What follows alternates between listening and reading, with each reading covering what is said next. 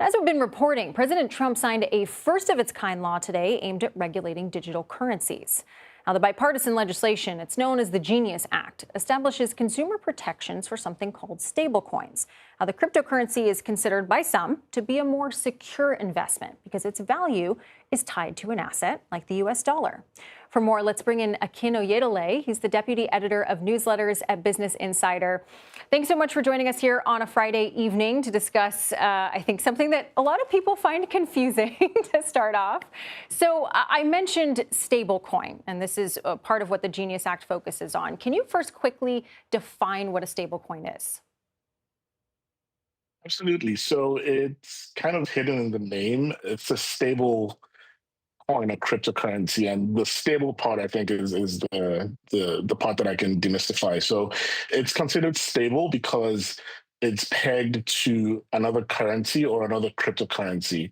For example, there's a stable coin called USDC, which is pegged to the dollar. What that means is that one USDC always equals $1, and you can always exchange, or at least you should always be able to exchange one USDC for $1. So that means that its value is not fluctuating wildly like something like Bitcoin, which is not a stable coin. So the stability there is just describing the fact that one stable coin always equals one of something else, and they're always supposed to be interchangeable one for one.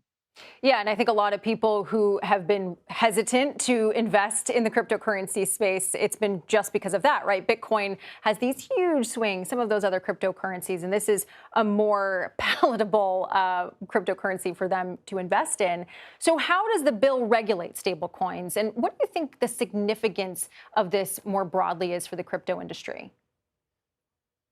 Right. So what President Trump signed today essentially says that a firm that owns stable coins must have dollar reserves, or stable coins pegged to the dollar must have dollar reserves equivalent to how much of those stable coins it has. What that means is that if somebody comes and says, "Hey, I want 50 of your stable coin," they need to be able to back that up with $50. And so it basically codifies what has been conceptually the rule for stablecoins, and makes sure that there is a law that actually says that if you're going to offer stablecoins, you have enough of the US dollar to back up those stable coins. And it's significant because the crypto industry has for a long time asked for more regulation.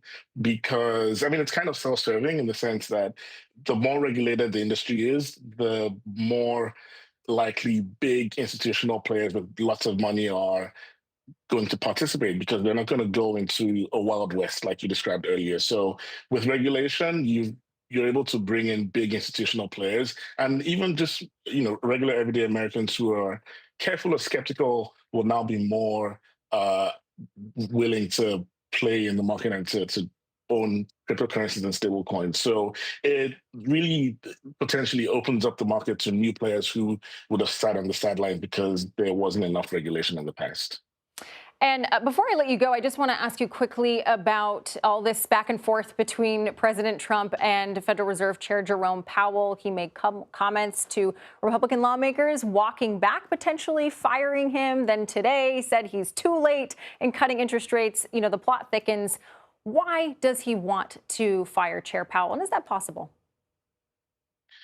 So Trump wants to fire Powell because he believes that Powell has not cut interest rates Okay. quickly enough. And just very simply, cutting rates is like adding fuel to the economy's fire. And so Trump believes that if rates were lower, the economy would be doing better.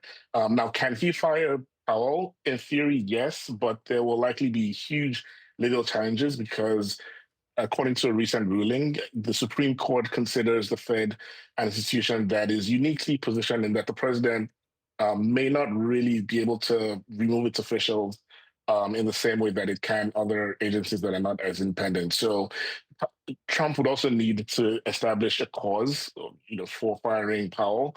And even if he finds cause, there's likely going to be legal challenges to whatever that is. And again, the Supreme Court has signaled that it could side with Powell. So it is possible, but at this point, at least the White House is aware that there will be significant legal challenges, and the Supreme Court has signaled where it could lean if it comes to that. And we've got a new interest rate decision coming up in about a week and a half. I'm sure there will be more to come on this. Akin Oyedele, thank you so much for joining us.